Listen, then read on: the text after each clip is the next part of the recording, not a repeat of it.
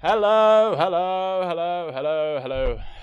everybody. How are we all? How is everybody? Have we de-stressed a little bit? Let's start off with that. Let's get a bit of zen in the room. Let's chill out, and let's get over what was pretty stressful this weekend with it. Social media wasn't the best, but look, let's enjoy and relax a nice Monday evening, try and pick apart the weekend's action. And to do so, I'm joined by the wonderful Mr. Christian, who is here. Hello, Christian. Hello. And up here is Mr. Will. Hello. AKA Mr. Young Rugby. So, yes. Hello, everybody. Welcome along.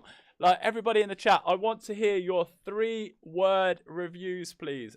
3 words to sum up this weekend's action. Hold on. I keep hearing myself back. Somebody. 1 second, guys. Bear with. Oh, here we go. I'm here. I'm talking to myself. Right. Yeah.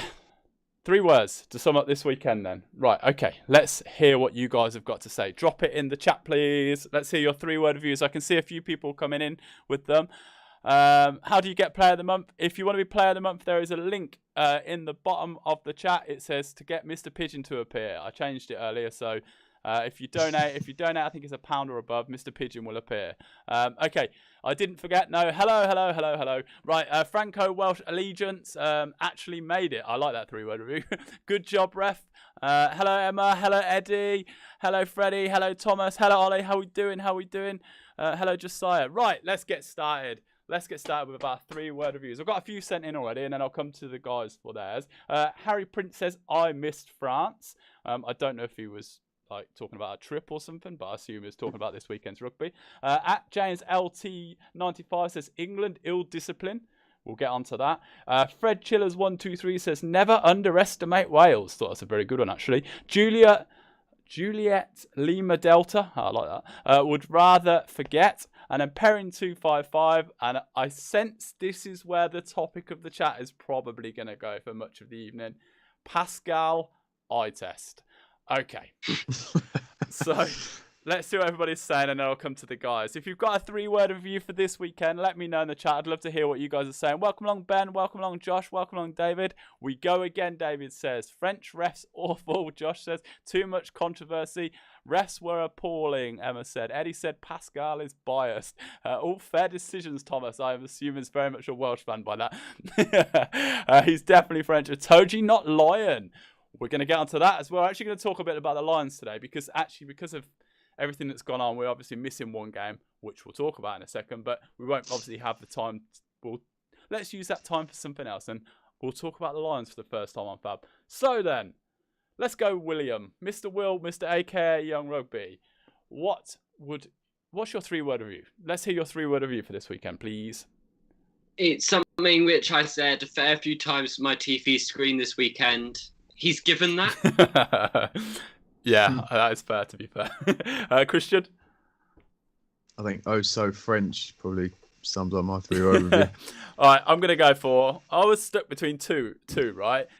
My first one was waffles and Specsavers. I was like, which I'll explain if you don't know. I thought I was... And then my other one was just poor old Italy. I just feel bad. We'll get into that in a second, actually. So let's get started. I'm going to talk this one through first. Normally you'll see when we do the next games, I do a bit of talking about the game. The guys give their opinions. You give your opinions in the chat here. I'll read them out as we go. And it's just a nice, fun show. These guys aren't professional pundits, so don't give them stick. Well, give them stick, but you know what I mean. Keep it friendly, light, sort of thing. We're just here to have a conversation, and we want to hear what you guys are saying. So drop your comments in the chat. That's what makes this show really, really good and really enjoyable, is when it's nice and flowing in the chat. Okay, so let's get started. The first game of this weekend, which actually was cancelled, was France versus Scotland. Now, if you don't know the story, France versus Scotland this weekend was cancelled. Now, there's been a lot. This story is growing every day at the minute, and it really... Well, basically, the game got cancelled because a COVID case started. Fabien Gaultier got a case, and then it went Charles Oliver, and it kept going. And eventually, 16 players and coaching staff have tested positive for COVID. Now, this was like, okay, maybe it's just unfortunate. It's just got into the camp, this, that, and the other. But this is starting to... The flames are getting a bit louder with this one because everyone's a bit like, oh, poor France. But actually now... people are starting to think actually Scotland deserve to win this, because Fabian Gautier it's been announced that he actually left the biosecure bubble to watch his son play rugby, while certain members of the squad were rumoured to have gone out for waffles in Rome. Yeah, waffles in Rome. Yeah, I know, right?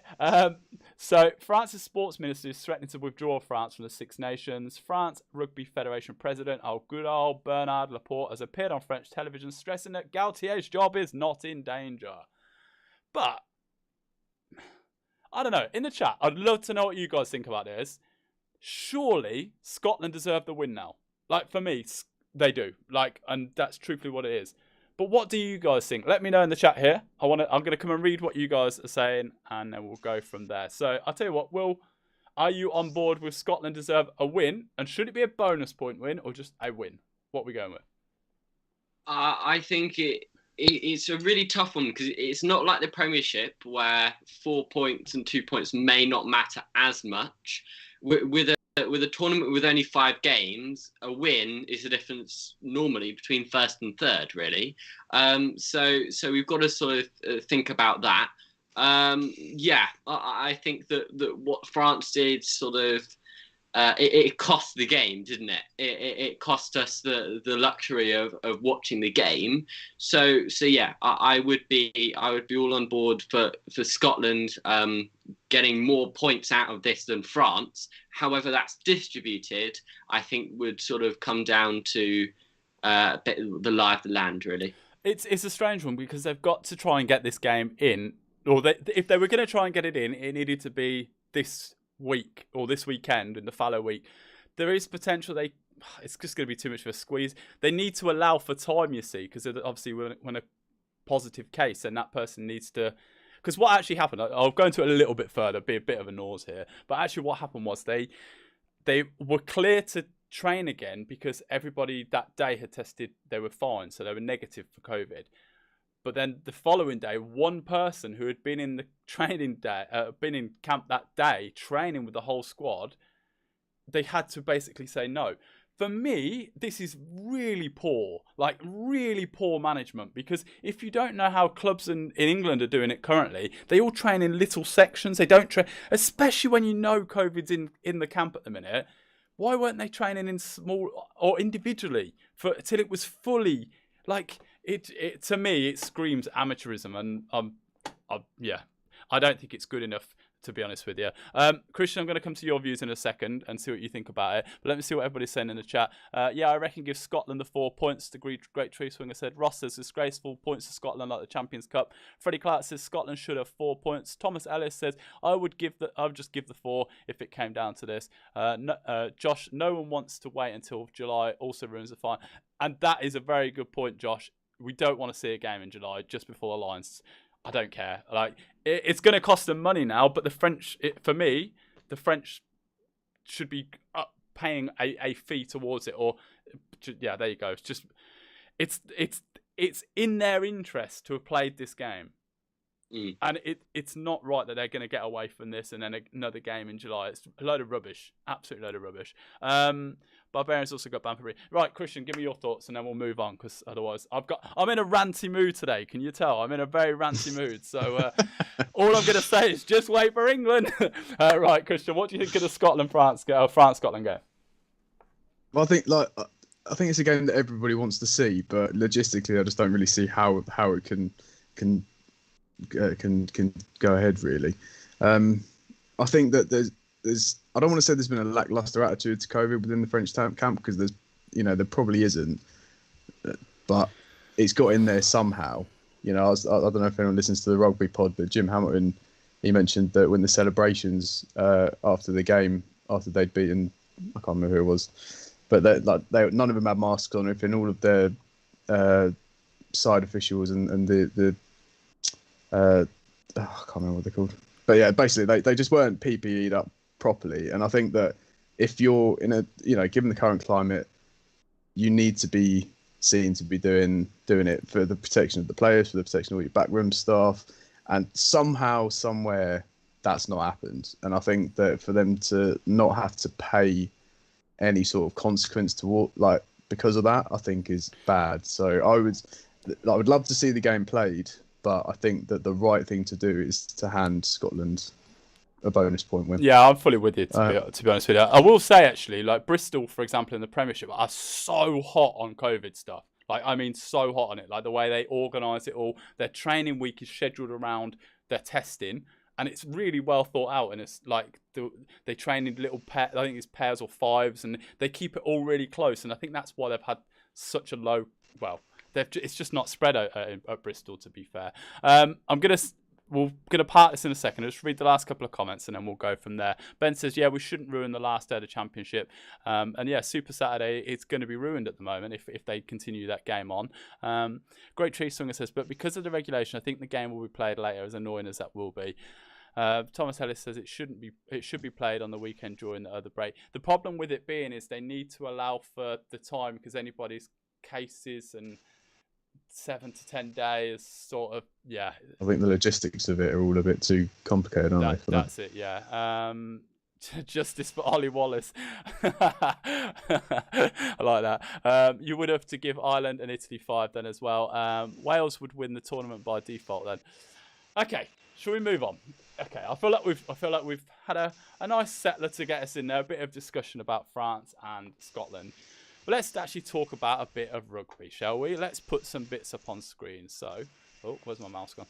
Right, so let's have a look at this weekend's results then. So, Italy lost to Ireland 48-10. And then, well, if you watched it, I'm sure you did, Wales beat England 40 points to 24. Wales' highest scoring tally against England ever. We'll get onto that game in a second, but we'll start with Italy-Ireland. So, Italy-Ireland then. Let me get it up. So, Italy scored 6 tries to comfortably get the win. 2 from flanker Will Connors, who had an outstanding game, actually. Gary Ringrose, Hugo Keenan, CJ Stander and Keith Earl scored. Bonus point was scored after 43 minutes. Johan Mayer scored for Italy. For Italy, it is their 30th consecutive Six Nations defeat. Inaccurate and ill-disciplined, I just put for Italy. Now conceded 139 points and 19 tries in 3 games. Better attack from Ireland, though, throughout the game. That's one thing they were suffering with this Six Nations. But I think poor defensive display by Italy, actually, to be honest, as well, was a big factor in it. Back row stood out for Ireland. Right, I'm going to switch over to this, actually. Bear with. So this is what people had to say about it. Back row stood out with young Leinster officer Will Connors. 3 tries in 8 appearances now. He had a great game alongside Stander and Taj Byrne. We'll get onto Taj Byrne later on because I've got a feeling we're going to talk about him in the Lions conversation. And I tell you one thing I thought was showed how important Sexton is to Ireland still. Promising steps for Ireland though. We did see Craig Casey and Ryan Baird make their debut, and they both impressed when they came on. There we go. And breathe. Okay. So, let me know in the chat what you thought of Italy versus Ireland, please. If you just want to use 3 words, use 3 words. It's a lot easier, and I can read it as we go. But if you want to give me a full description, go for it. Right, Christian, I'll come to you first. Italy. Any positives? Is there anything to take from that performance that you can kind of think, right, there's hope. There's a bit of hope. 30 defeats is a lot of defeats. So is there anything at all? I mean, it wasn't 50. I mean, yeah. I don't know. I think like they've got some flair in attack, Italy, but like I don't know whether it's fitness or it's coaching, but they can't seem to keep up the intensity and stay with the opposition for 80 minutes. And until they're able to do that, they're really going to struggle, you know, on the stage where you've got the likes of England, Ireland, Scotland, Wales. So it's kind of hard to draw a positive from what would you say 30 defeats in a row and 19 tries conceded in 3 games. Yeah. You know, it is difficult to. I mean, I'm a fan of it. I think they're fun to watch, but it is tough. Yeah, let's see what everyone says. It is tough. Ben says the only way I see Italy developing is if they get rid of the Italian Pro 14 teams. Why do you think that, Ben? Let me know in the chat. Should have been 50. Henderson was robbed. Yes. That try at the beginning was ridiculous. He literally scored it, put the ball down, and the referee was like, no. And they went, he said, I think the words were, The TMO's checked it. There's nothing there. You did not hear Romain Poit once speak. He didn't say anything, and it was a definite score. It was ridiculous. That kind of set the tone for refereeing. But I don't want to swamp just yet. Let's hold back. Freddie says Ireland looked improved. Varney was a massive loss. Yeah, he pulled out just before the kickoff. Actually, yeah, I'm going to pick up on Toby's one. Garbisi was class, and I think that's still the positive that we can take. If we're honest, I think Italy can still look at Garbisi and say, look, we've got players here. We've got good ball players. They look to control the game well. Yes, losing Varney was a big loss. They've got players there. Ollie said the under-20 squad that is now that Italian core beat every age group team bar New Zealand. Thomas Ellis said, but Zebra are starting to develop. Right, well, yeah, it's a tough one. Let's talk about Ireland, actually, for a minute. Ireland, for me, they've stepped up this week, and they looked to improve their attack, as I said earlier. Back row's really got a nice shape about it. But I still felt Johnny Sexton is so important to Ireland. But we saw late on in the game that he switched to 12, and Billy Burns went to 10 when Craig Casey came on. And I wanted to ask you, do you think that could be a solution for Johnny Sexton? Because we saw it with like Jimmy Gopper doing that change, how much more successful and how much longer his career went on or is going on. Do you think that's a potential move to give the experience to these lads coming through? Definitely. I think it's an avenue that they should 100% sort of explore. I mean, you spoke about Jimmy Gopperth there, and now look, we've had Jacob Umaga and Charlie Atkinson both come through under the tutelage of Jimmy Gopperth and really perform for Wasps. Take that to an international level. The Irish have sort of complained as of late as to the limited sort of 10s that they have in store. I would strongly disagree. I'd say you've got the players in camp at the moment. So Billy Burns and Johnny Sexton, and there's one more, which is Ross Byrne. Ross Byrne, exactly. But then if you look at sort of the younger players, a certain Joey Carberry returned from injury and came off the bench for Munster against Cardiff, I want to say, this week. We also have Jack Crowley, again at Munster, young under-20s Irish 10, really, really promising. Ben Healy as well is qualified to play for Ireland. If Andy Farrell can get those players in the team and sort of linking up with Sexton and sort of being able to learn and experience of them and sort of take the mantle onto the new generation, because I definitely think we saw it with Craig Casey, the future can be bright in those halfback pairings for Ireland. Do you think it's just a case of trusting them then? Yeah, I think so. Eddie Jones hasn't done it, and we've seen the consequences. And I can see Christian ready. Like, you just mentioned Eddie Jones there, and I can see Christian like, come on, let me have him. I can see it. And then we saw two of the best players in that England-Wales game were Kieran Hardy and Callum Sheedy, both under 10 caps for Wales. Varney and Garbisi as well. If you use those sort of young 9s and 10s or throw them in the deep end, then they could really perform in the next sort of few years. Right, let's see what everybody's saying, because there's quite a bit coming in. I see what you say, Ben. Talking about Italian players, they should get rid of the Italian Pro 14 teams to actually come over and play in the Premiership, like we've seen with Pelledri, I agree with that. Kind of get the winning mentality. They're at Gloucester though, so sorry, Gloucester fans. Sorry, that was a cheap shot. Sexton said he's been training at 12 a lot. Yeah, I think he had a good game. I know it was Italy. Look, his last pass was stunning as well. I know Will loves a good pass. That was a stunning pass across the backfield for Keith Earls to score. Henshaw and Ringrose, yeah, too good to drop. They did have good games this week. I just think it's a good option. That's what we're going to talk about this in a minute, but the way Wales are utilising Bigger and Sheedy, could Ireland maybe do that with Sexton, Burns, could you see that kind of blooding players through with the experience around them? let's see what everybody's saying. I'll finish off with Ireland. Paddy Jackson needed. There you go. That's your Irish 10 there for me. It's a difficult one, but he's playing so well for London Irish at the minute. Sexton should stay at 10, Thomas says. If Henshaw and Ringrose are fit, don't change Sexton.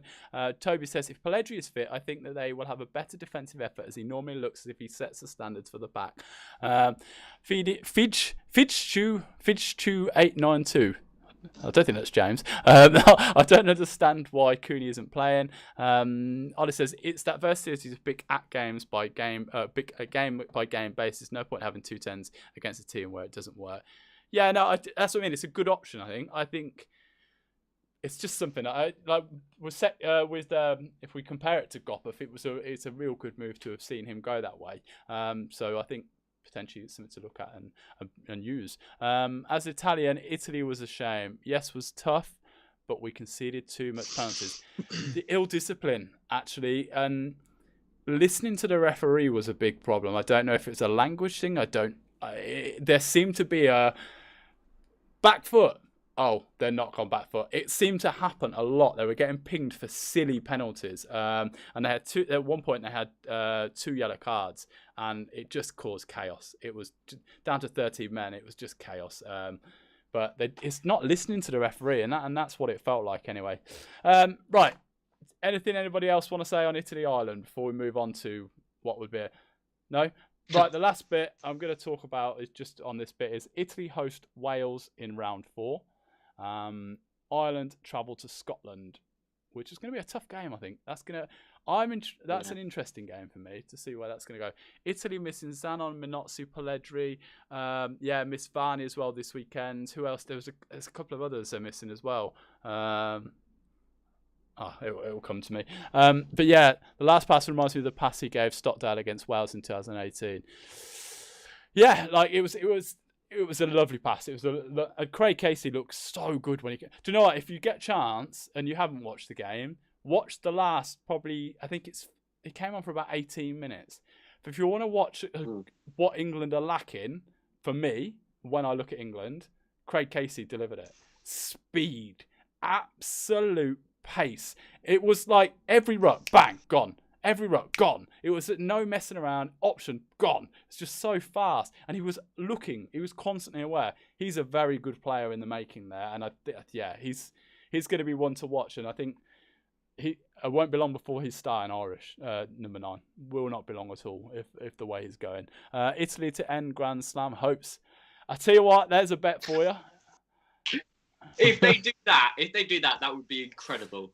Imagine Wales go through all that trouble and then Italy just win. Oh, I'd love it. Nah, I'm going to jump on the Wales bandwagon a bit here. I'm going to say I think they've deserved it. We're going to get onto Wales now. Actually, I want to hear everybody in the chat what your views of Wales versus England are, please.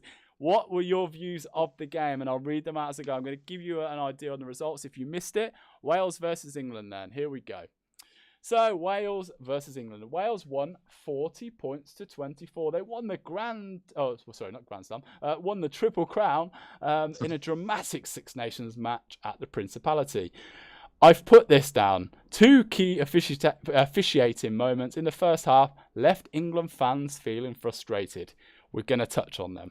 Well, probably more than touch on them. We're probably going to hit our heads against the wall quite a lot with that. Controversial tries from Josh Adams and Liam Williams helped Wales lead 17-14 at half-time with Anthony Watson scoring for England. Right, let me switch to here. Great, absolutely great reaction here to Lewis Rees-Zammit. I'll put this up. Kieran Hardy and Ben Youngs then swapped scores in the second half as teams went into the last 15 minutes level at 24-all. Callum Sheedy, boot and late try from Corey Hill sealed Wales their highest points tally against England. England's ill discipline was a huge problem. Yeah. One comment in there that made me laugh. Didn't put Pascal Gauzer in my fantasy team. I was like, yeah, class. Absolutely class. Let's see what you guys are saying before I come to everybody. See what you guys are saying. Chat spamming coming. England very bad discipline. England in discipline lost it. Gauzer now has house in Wales. Someone messaged in for saying Pascal win Gauzer. I was like, yeah, I like that. Despite the ref, England still deserve to lose. Very good point, and we're going to answer that in a second. England's very bad. Ref was terrible. Was overshadowed by official issues. But Wales turned up in the second half. England gave up too much. By the discipline, England looked better for me, more physical, and had more continuity in attack. The try at the time changed the game. Okay. Let's talk. I'll tell you what, I'm not going to talk about the refereeing just yet. I'm going to talk a bit forward, and then we're going to come back, okay? So bear with me, okay? We're going to start first with Wales then. Will, can Wales fans fully dream of winning the Grand Slam now? And who impressed you in the game from Wales? Well, first of all, to all the Welsh people out there, did Gwyl Dewi Harpus. Happy St David's Day. Must be a quite nice St David's Day to sort of to be at. But yeah, it was a really sort of interesting game. But I definitely think that England didn't lose it. Wales won that game, and I stand by that. Because the performance in the second half, especially from the two young halfbacks, was compelling and was really composed, which contrasted with the sort of craziness and sort of England lost their heads basically towards the end of it, and I think it's the second most experienced rugby game ever played with the amount of caps between both teams. I like that so there was a lot of experience. A lot of experience on the field. And I think Wales, actually, their younger players were the players who really shone. Their engine room was just relentless. Corey Hill, Adam Beard, Alan Wynne-Jones again. He just doesn't stop. And then the likes of Tipperick making the absolutely massive tackle on Owen Farrell as well. It's just those sort of things which just change the mentality of both teams. And I especially think that engine room and the replacement 9 and 10. Hardy started the game, didn't he? Hardy and Sheedy were really impressive for Wales, and I think they should be hopeful for a Grand Slam now. So we've had Welsh do some accent. We'll do a Welsh accent, so that's a good start to the show. If we've got accents coming in, so I can see Thomas. Thomas, I'd love to try, but I just know I'm going to mess up those words, and I'm going to offend a lot of people in Wales. And right at this moment, with this weekend, I want to keep the peace with this today. I'm not going to do any weird accents, but I'm going to talk about Wales just briefly. Actually, I'm going to compliment Wales quite a lot, actually, because a couple of things for me. Congratulations, first of all, winning the Triple Crown. Look, people have given stick and they've talked in every game about, Wales can only win with 40 men. We did it. It's just part of the fun that you get involved. Also, this weekend, everyone's jumped on it. If you look at any of the papers, it's all about the referee. I'm going to tell you something straight here. Wales' work rate was phenomenal. Absolutely brilliant. They got after England. They unsettled them. They played superb. And the big difference for me was the finishers, the Eddie Jones finishers. Callum Sheedy, former England 10, let's not forget that, did play for England against the Barbarians.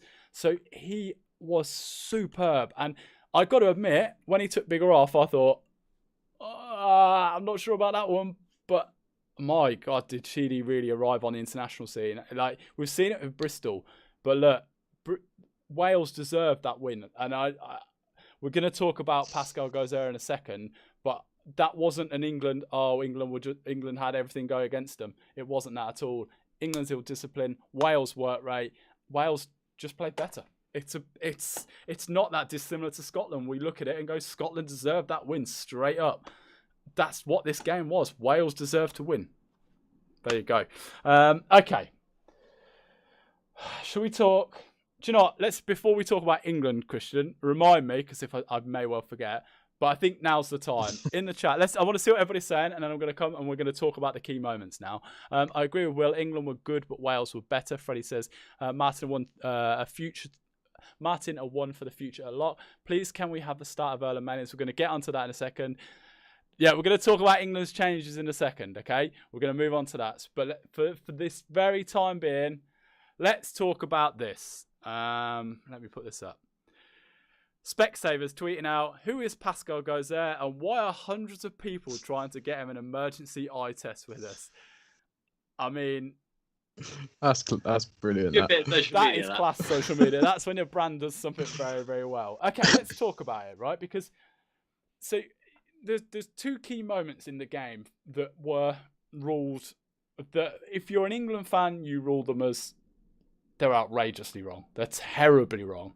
If you're Welsh, I don't know, but I'm assuming the Welsh people are like doing the Louis Rees Summit face going, oh, we've got away with one here. Oh, we've got away with two here. So the two moments were Josh Adams and Liam Williams. First one being a penalty by Owen Farrell. It was a tough one, but you see those penalties given quite a lot. So yeah, penalty, fine. It's fine. Owen Farrell then gets warned. He's like, go and tell your team as well. No penalties. So he pulls everybody in. At which point then, clock time off. He then goes there, then walks over to the England team as they're doing the huddle, steps back to next to Bigger says, it's time on. And he went, yeah, time on. And then literally at that point, kicked. England were just breaking out of their huddle to get set. And yeah, the rest is history. Josh Adams scores. So I'm not going to ask too much about what your views on it are, because like in a sense of whether you think it's right or wrong. The reason being is today there's been a story that's broken, that's come out of it. And it's a bit like the second try, which I'm going to cover now as well. Lou Rees Summit dropping the ball, it dropping to the floor, it hitting his leg in a motion of it going forward, but the ball going backwards onto his leg. Yeah, it's a strange one. So what I'm going to say, and this is today's story, is Joel Judge, which is World Rugby's head of match officials, has said today that Pascal Gozer has acknowledged to him that he got both contentious first half incidents wrong in Saturday's game between England and Wales. First one. So this is what he said on the first one. From the moment when the referee says time on, the game can recommence. Judge explained, except that it was on him. Goes there to make sure that England had material time to reorganise themselves, because it was him who had asked the captain to speak to the players. Okay, so he's basically said, I didn't make sure England was set. Because it's one of those. It's from what his viewpoint was during the game to actually what happened was slightly different. So yeah, it is what it is, that one. Lou Rees Summit on that one. There is a loss of control. The ball goes forward, so it's a knock-on. Pascal looked at the situation on Sunday morning, and he's the first to admit when you make a mistake, it's best to own up and be transparent. It doesn't change the fact that he is an excellent international referee. I'm going to say this about this whole thing, and even Nigel Owens came in and said it's definitely a knock-on. This went to the TMO. That's what's annoying. The TMO was the one that kind of gave it as, yeah, it's all good. Wasn't the man to 4 people that had to say, yeah, like the assistant referees could have piped up and said something. I mean, there was just so many people had to say yes before it was a system issue. It wasn't just one person. Yeah. It was a real strange one. Really strange. Like, you know, when you're watching, you're like, nah. Like, it just felt like that. It just, let's see what everybody's saying anyway. Marius Johnson wants his worst decision crown back. How do you get an international call-up? International call-up, it's in the options below. We haven't got anybody doing it. I think it's, I'll have to look. I'll have a look in a second. World class from Specsavers. Gozer wasn't wrong initially with the second try. It was a difficult one, but I think everybody watching it was like, you look at Lou Rees Summit. I think, like, I'm going to state this: if you're just joining the conversation and you're Welsh, just watch back a little bit. We're fully complimenting you. We're just talking about the key point now. It's a moot point. It's been decided, but we're only bringing it up today so much because they've admitted it was wrong. Actually, on that topic, Will, is that right that we've had a decision like this come out today and say, no, I got it wrong? I think it's probably, it's a really tricky one, because personally for Gozer, but for him and the future of his career, if he hadn't have come out and said, I mean, if he hadn't come out and said anything, it would have been an issue. But the fact that he's sort of come out and said that he was wrong will sort of help him, because he understands that it was the incorrect decision. But overall, for fans and for England fans in particular, sort of like, yeah, well, great, thanks for telling us now, but it would have been really great if you'd said it sort of 24 hours earlier. It you're just like, well, okay, great, but like, come on, just do it at the right time. It is frustrating, but as we mentioned before, that wasn't just the only reason that Wales won. So there you go. Right, guys, before we move on, and before I come to Christian for your question, can everybody hit the like button? I know it might not seem like every YouTuber does it, and it's like, why do they do that all the time? It just means a lot because other people then join us, makes this place even? No, that place. This place a bit more exciting. Everyone joins in, gets the conversation going. So yeah, drop a like on this video. And if you're watching later, drop a comment as well. Let us know what you thought about all this stuff because we want to hear your views. That's the honest truth of it. This isn't a pundit show. This is just a conversation. We want to hear what you guys are saying. Hello, Shona. Hello. Freddie says, I agree with Ollie. What did Ollie say then? Irrespective of the ref, I don't support the abuse towards Pascal Genjan. So, no, look, I'm not going to touch too much on social media abuse. I think we all know it's wrong. Truthfully, there's no place for it. Tagging people is just... Yeah, it's not. I was very nearly swore then. Very nearly swore. And I had to close so tight then. But yeah, moving on very fast before I do swear. It's just no place for it in the game. Look, rugby's not like that. You wouldn't do it in a clubhouse, would you? Like, and that's what this is about. Like the clubhouse, it's a place to talk and converse about the game. Like it's meant to be a conversation between you guys, us, and these two. It's meant to be like that, and that's what rugby's so good for. It's going into the bar, forgetting it. Do you know what? You can still give referees stick, and that's being honest. Because you go think about when you go to a club, he was dodgy today, weren't he? You still get it, but you don't turn around and call him every name under the sun, hunt his family down, and I tell you what, I'm stepping away from this because I'm getting so close to swearing. You need like a bleep. It's very dangerous territory. This is right now. Right, let's move forward a little bit. Christian, let's go back to you. Okay, let's talk about England then. Oh, I'm trying to calm down here, but. Here we go. It's coming. I know Christian's ready to go with this one. Right now, Christian, your question is, what needs to be changed for the final two games of the Six Nations for England? Where do England go from here? That is the question of this show. So what have you got for me, Christian?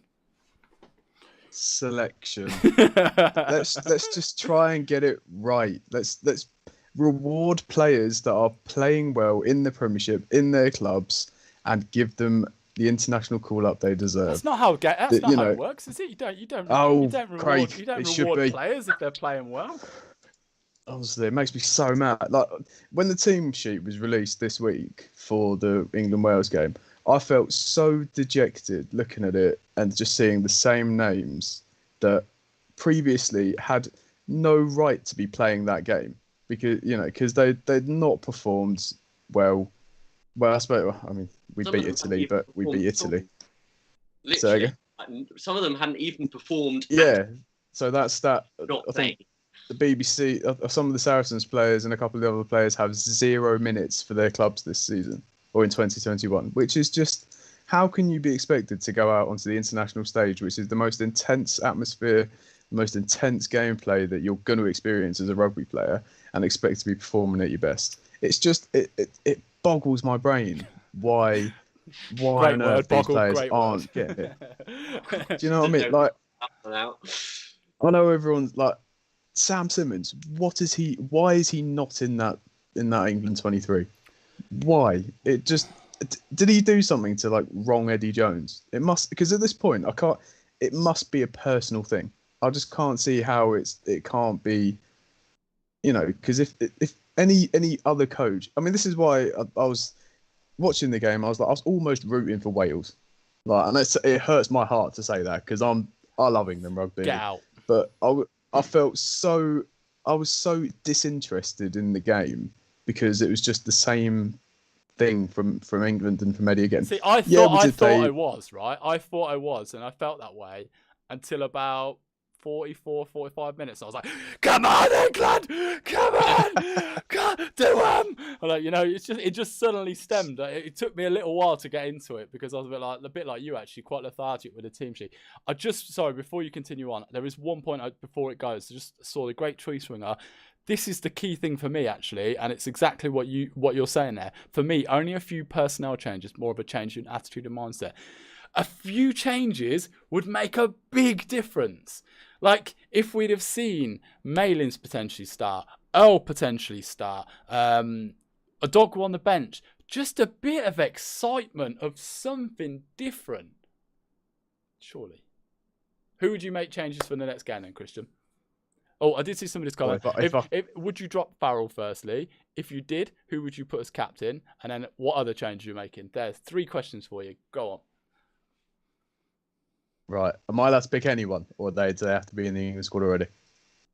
I'll give you one from none in the squad already. Okay. Well, I'm bringing Sam Simmons in. Oh, okay. I was expecting Marcus Smith, to be fair, but okay, go for it.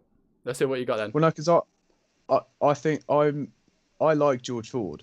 Yeah. Because I actually think England play a lot better when George Ford is at 10, and I would drop Farrell because I think he needs to go back to his club and actually remember how to play rugby again. Who would you put as captain?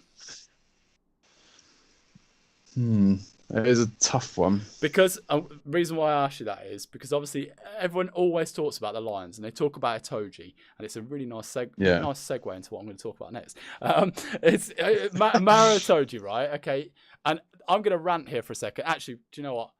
I'm just going to hold that rant just for a second. Can I just say something about Itoje? Go on. I know that he was quite ill-disciplined over the weekend. He gave away a lot of penalties, but I think that he was trying to make up from a lack of oomph from everybody else in the team. So I think that if the team start to play for each other a little bit more, he might not be getting himself into those positions. But I do think that Itoje is a big leader. I'm going to just read some comments before he'll disappear. Ben says, what if Galtier never took a chance on Dupont? What if Pivac never took a chance on Louis Summit? We need Smith and Simmons now. Smith should stay at club after that fancy performance at the weekend. Where's Ollie? I'm with you there, Josh. Where's Ollie Thorley? Jack Fazer said Ford at 10, Lawrence and Adogwu in the centres, Malins at 15. Itoje as captain. Emma, I'm going to talk about that in a second. Ben says Ford is essential. Look at the game versus Scotland. Bear said would love to see Malins get more than 5 minutes, and it is just 5 minutes off the bench at the minute. He needs to start one of the remaining games, surely. Harsh, Owen wasn't bad. Owen had a better game, there's no doubt. Actually, Billy had a better game. Billy had one of his best games for England he's had the best game of this tournament. Felt like he takes a while to get going, Billy does. I get what they're saying, but to not have Sam Simmons even close to the squad and to bring George Martin in, I've got no time for that. It doesn't work. It just doesn't work for me. It's farcical. Senko was all for Mayor England. Need to learn a lesson until the dodgy decisions. And I was suddenly, that was it. The few decisions I was like, right, I'm in the trenches. I'm going to come on. Let's do them. Luke Cowan, Dickie for George. L for Wilson. Lawrence for Slade. Because Farrell isn't getting dropped. Malins for Daly and Adogwu on the bench. England have lost that forward dominance. Hello, Louis. England have lost that forward dominance. I think Simmons or Dombrand could bring that back over Wilson or Billy Boone. Polar. Ford and Itoje co-captains. Okay, let's go on to that topic actually. It's because this is what I was going to rant about, because I'm sure, and I'd love to know what you guys think, right? And it's something that gets my goat. This really, I don't know where that's saying, but I'm going to go with it. It really gets my goat, this does, and it really, really grates me. When you say grate my goat, I'd be getting RSPCA in then. Anyway, let me get back to what I'm actually trying to say here. Mara Itoje is an unbelievable player, and I mean that truthfully. He is world class, and we are very, very lucky to have him in England. Okay, what annoys me most about it is the fact that people see that game at the weekend and they remember from a few years ago how he used to be with penalties and stuff, and people just put that label on him every single game, and it's a load of rubbish. And that's being honest. Eddie come out and said about Itoje, he's one of the best players in the game who plays on the edge. He is similar to George Smith for that, and that's a perfect example. Itoje is one of the best players to have ever played the game, and that's being truthfully honest. And like, to people to turn around and go, he shouldn't be in the Lions tour, all that, it's a load of rubbish. He's been one of the best players for Saracens and England over the years, over the last couple of seasons. And actually, his discipline has been pretty good, to be honest, especially in the Premiership when they were in. It's just a load of rubbish when people turn around and go, he's got rubbish discipline. It's a game. He got, was it 5 penalties this week? But look, he's so close to the line. Some games go like that. Mahan is a great example of that in Ireland. John O'Ross is a great example of that in Sale at the moment. He's going through a really torrid form with yellow cards and all that. But you've got to have him on the park because he's a brilliant player. He gives all. He gives everything. And this is the thing with Itoje.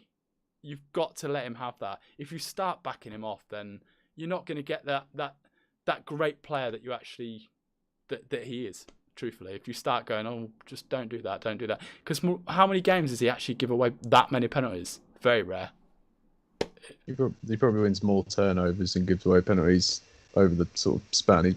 He's more of a benefit to the team than not. Yeah, Ollie said, I told you it's nothing short of incredible. He's done harshly because it's expected he has a 10 out of 10 every week.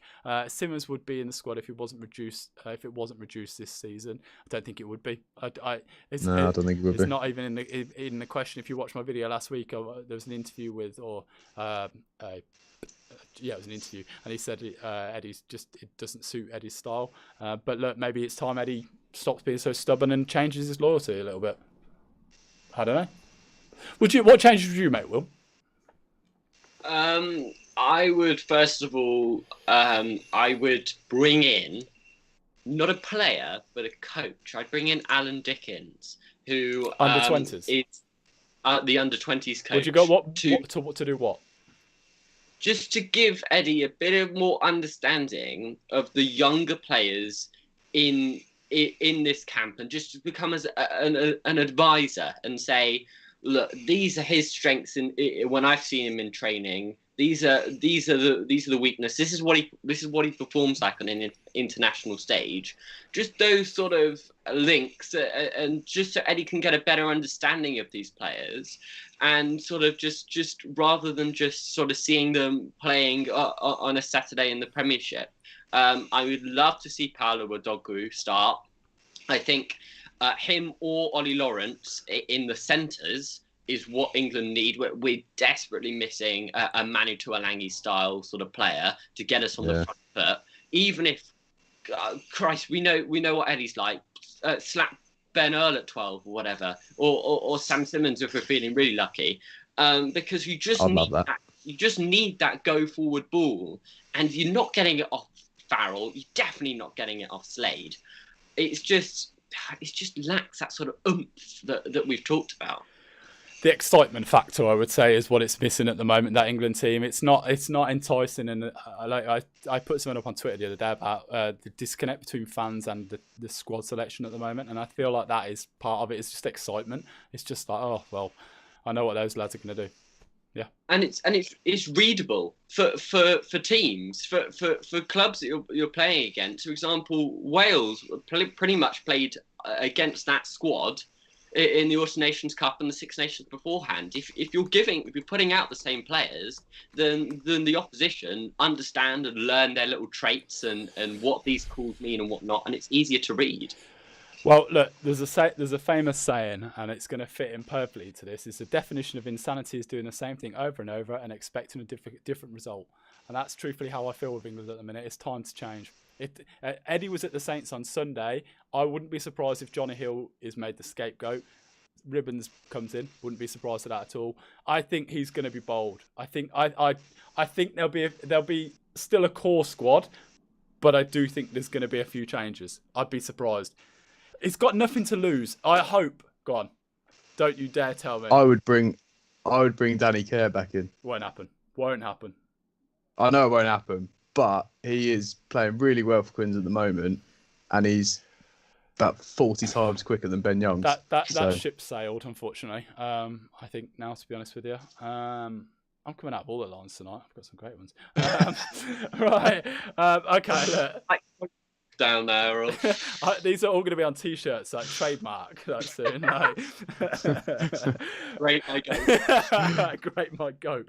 Right, let me see what everybody's saying in the chat. Shona says Ben Earl would be a brilliant 12. Well, look, they've said that about Simmons. What a player would be there. We will miss Manu more than Underhill. I'm not sure Baxter's fit for it. Baxter won't go to England. I don't believe so. I don't believe so. That's not going to happen. I think he'll go more further and further upstairs at Exeter. I think that'll be the route he's going to go. He's quite happy down there. The fact that Smith and Joe Simmons aren't even in Eddie's top 4 10s is baffling. Would like Ezekwe playing very well for the Saints at the minute. Honestly, at this point, anyone but Youngs. Look, He had an alright game, didn't he? He actually had a better game this week than he has done in recent, to be honest. Like, it is what it is. I get why he picks him, because it suits Eddie's what he wants. Box kicking. It is what it was. The other week, Eddie Jones did an interview with I think it was Craig Doyle, and he talked about how Craig Doyle says, "Oh, you've seen how Bristol are playing. What do you think about that?" Because they were talking about the attacking game and stuff. And he said, "Oh, but can Bristol play like England?" And I thought at the time, I was like, "I'm glad Bristol don't play like England." I like that. And this is the thing, right?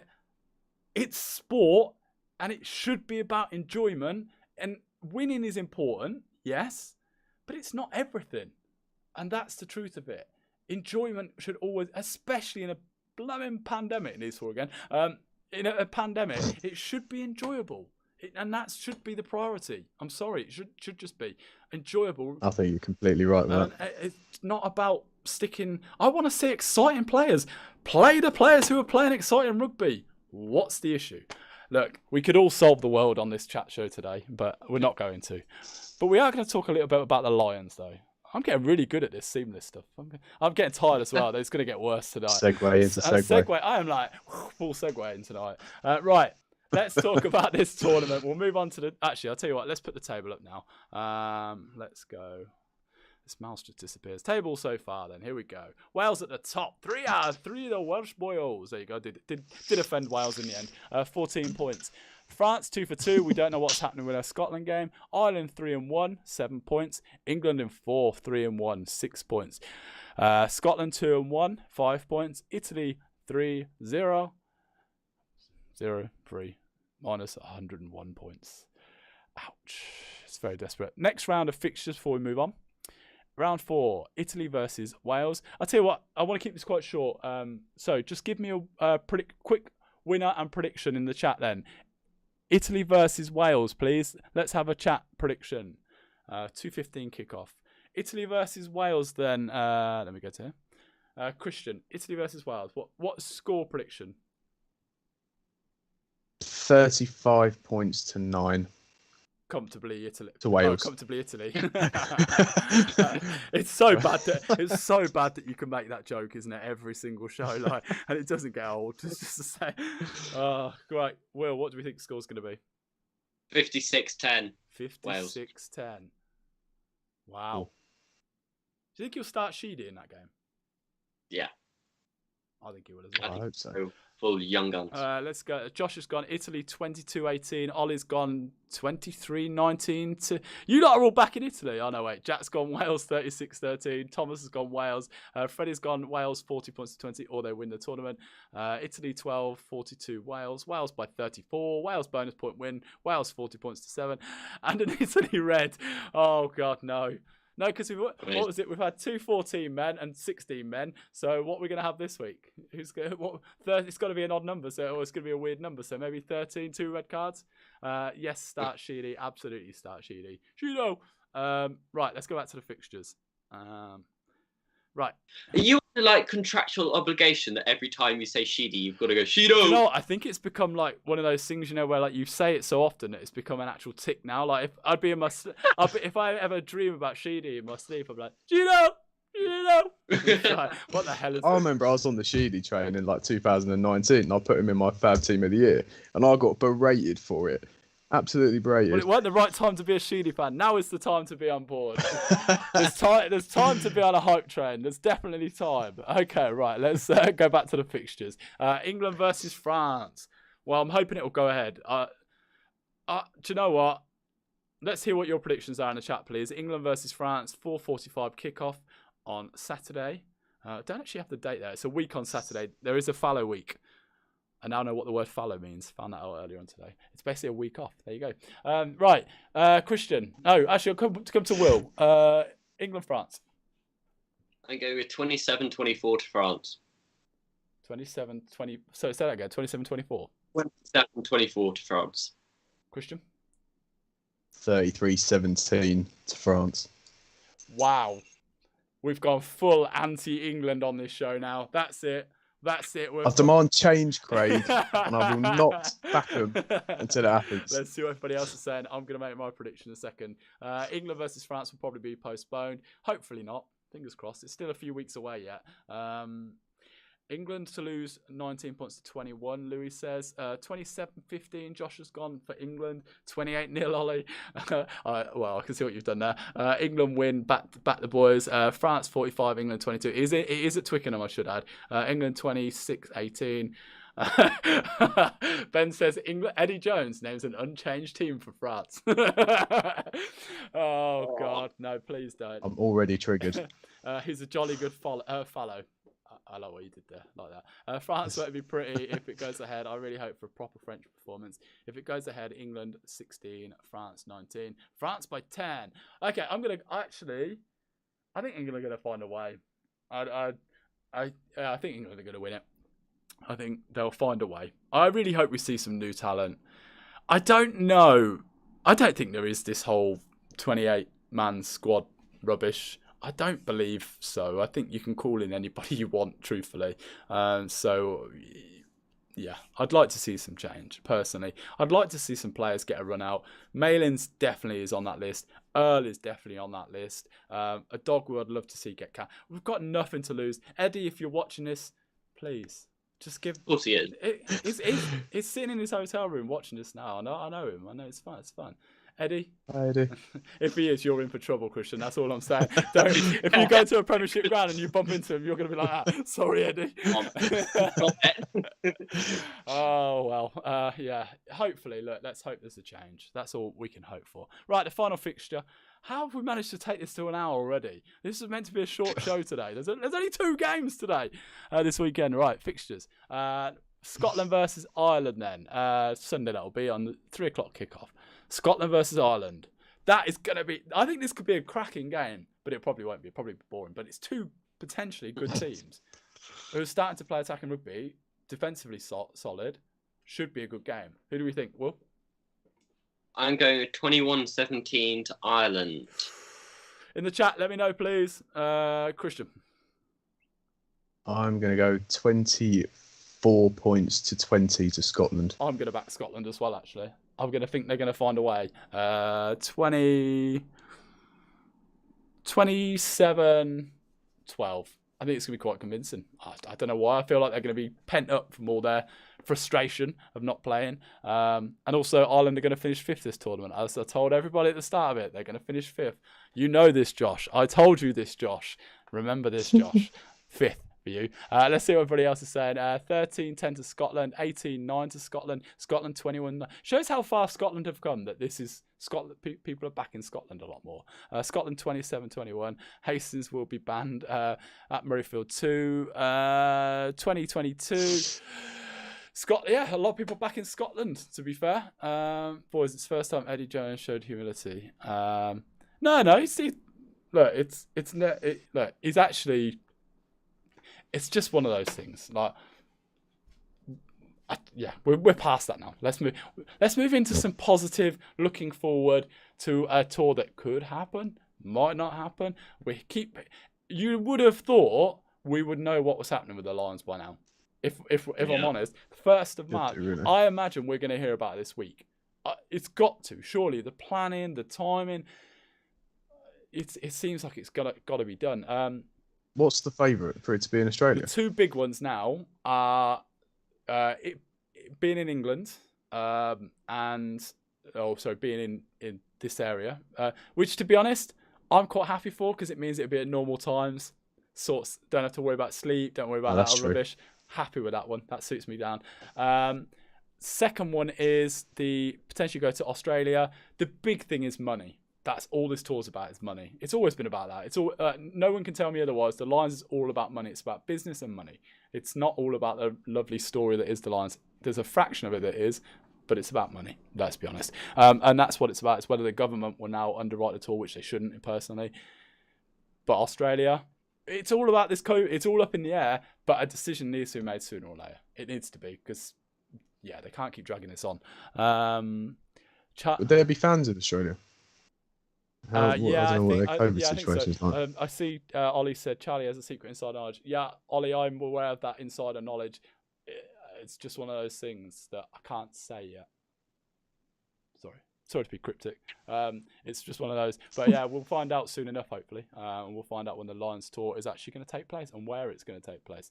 Right, cool. Let's talk about Lions. Who's impressed you this tournament? In the chat, who's impressed you this Lions tour? I want to know. Who's impressed you? Who's going on that Lions tour? I'm going to give this 15 minutes max. So keep it nice and short and sharp. In the chat, who's going on the Lions tour? Who's impressed you this Six Nations? Will? I think I wouldn't be surprised if, especially maybe just for one test, we see an all-Irish back row. Okay. Stander, a bolter for me is Will Connors and Van der Fleer, or around that sort of element. Maybe throwing in a Watson or a Curry or a Tipperick. But I just think that in particular, just that sort of Irish engine room, add in James Ryan. Ryan Baird performed this weekend, so he could be another bolter. But I think that could be a really nice core to sort of build a team around, just sort of that Irish sort of engine room. It would have been England, but I don't know. I just don't think they lack. I think they lack the sort of just oomph that we mentioned earlier. So definitely that Irish entry room for me at the moment.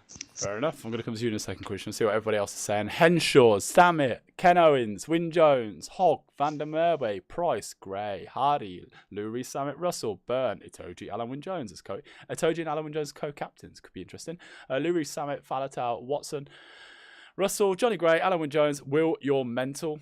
Bit harsh. Nice. To be fair, with mine and Will's hair, I feel like this is like two conversations between Chewbacca and like the one from the Addams Family, the hairy person. Like that's what it feels like at the moment. CJ Stander is a shoe-in now. Sutherland, Doris is back in training. Absolutely big fan of Caelan Doris. Rory Sutherland. Shido. Yeah, Shido's in with a shout. Got to be, surely. Got to be in with a shout. If he keeps playing like he's playing, why not? Why not? But who is he going to start test? No, but you just chuck him in. Why would chuck him on a play? And this is the thing. I mean, why would he not start a test though when he can come on and do what he did on Saturday? I mean, and you got Gatland. You know, he's coaching it, isn't it? So yeah, strange things have happened. Top of the league at the moment. Bristol playing great rugby, but he can. Craig, you convinced me. There you go. Yeah, shoot out for 10. It's one of those. That's it. Now it's a thing now. And the thing is, as soon as you now notice it, you start hearing it at games as well, which is even weirder. You get commentators. Commentators will just be like, and on the ball too. Shido. Tragic. Reece Samet better start. Van der Merwe, Hogg for captain. Hardy and Sexton halfbacks. Sexton. Mitchell for England 9. Look, I don't know what to do with the 9 at the moment. I don't know which way Ed is going to go with the 9. I think he's going to stay with Ben Youngs. I don't mind, like, if I'm honest, I don't mind Ben Youngs staying if he makes changes elsewhere. Like, if that makes sense. Like, I don't mind because he knows the game. You can blood the players through. Yeah. Rather, like, I don't mind it because it's a key position. 9 is always a key. But we've seen with Craig Casey how much of a difference that made coming through. So, look, just trust in the players. That's all we want. It's just to see these new players. Please no Sexton. Great Trick Swinger says, I don't think it will go, although I want him to go. Does Sheedy start over bigger than for Wales? No, I think it works quite well. Why not? Like, it worked really well this weekend. I thought Sheedy was very mature in his performance and really stepped up. Like, really stepped up. Didn't look out of place in that game at all. And really controlled. And we know he can kick at goal. So yeah, it's not an issue at all. It's Mitchell or Randall. Yeah, that's your English shout. Right. Anything else? Anybody want to bring it? Christian, have you done your lines? I can't remember now. I'm getting too tired. No. Go on. Well, I wrote down 4, and Freddie, Luke, Thomas, and the great tree swinger all said them as the first 4 names, which is Robbie Henshaw, Lewis Rees-Zammit, Hamish Watson, and Wyn Jones. I want to see John Cooney as well. I know he's not playing for Ireland. Will Sam Simmons go on the Lions tour? Yeah, I was going to say, will we get players that don't play internationally? Oh, I'd love that. You don't have to be capped, do you? No. Just went like that to all the international coaches and just brought in. It would be a very Gatland move to go against Eddie. It really would. And the thing is, I don't know how people feel in the chat. Like, well, I don't want to keep talking about Sam Simmonds because it is a bit like it's all the time, but it's rightfully all the time, and I think that's the key thing. It's the right conversation to be having right now. But I do feel like actually Welsh and Irish and Scottish fans can appreciate how good a player when they've seen him in Europe. And yeah, they're quite happy that he's not being selected for England, which is annoying and very annoying, actually, in all honesty. Yeah, it's one of those things. Let me see what I want to say. Fab Rugby dogging come in to be named Shido. You lot are mental sometimes. Cooney and Sam Simmonds, two people who I feel so sorry for. George Cruz could still go on the tour. Absolutely, he could. He's in Japan at the minute. I feel like Gatland will have Simmonds to annoy. Yeah, that's the thing. I think he actually could pick him just to annoy. I'm kind of getting a little bit more excited for the Lions tour. Once it gets announced, hopefully we'll know a bit more about it. But yeah, I think that's going to be... I'm starting to get excited for it now. I think now the Six Nations is coming to an end, I feel like we're kind of getting to the end of it. Reece Summit is good, but a bit overhyped. Not at all. Absolutely not at all. Watch him. And I mean that truthfully, watch him. People aren't... I think when people are judging Louis Reece Summit at the minute, they're like looking at it. Yes, we had 2 great scores against Scotland, but it's the potential that is the key thing here. He has the potential to be world class. He's on his way. There's no doubt in that. Just watch his lines, watch the way he plays the game. Don't just look at, oh, he dropped the ball there, he's rubbish. Look at the analytical side of it. He's a very good player. He's very alert. He reminds me actually a lot of, this is a bit like, sorry Welsh fans, but he does remind me of Chris Ashton. He has that instinct for being able to score. Of just, he knows where to put himself. Yeah, it just pops up at the right time, right place, and is able to finish. An absolute top draw finisher. So yeah, it's all good. Right. Can I throw one more name out there for Lions? Go on then. I'll allow that, and then we'll wrap it up. Marcus Smith. There it is. I've been waiting the whole show for you to mention Marcus Smith, so there we go. I thought I'd hold it back till right at the very end. Shido. Shido's getting out. Is that Fab Rugby bingo? Yeah. Oh, Christian's gone. The show's gone to pot. Scott, you've disappeared. Your camera. Oh, I have gone. Your hamster's stopped running. It's got bored of the shouts of Shido. Right, listen. Totally sorry. That's all right. We're done for the day anyway, so it's all good. Listen, guys, everybody who's watching, I really appreciate joining in and getting involved in the chat. Really appreciate it. Drop a like below. It really helps. It really does help. Just drop a like, and it helps us, basically, other people come and join us like you did, and it makes the show more interesting because we get more weird stuff come in. We don't want any nasty stuff. We just want fun stuff. Make it fun and light.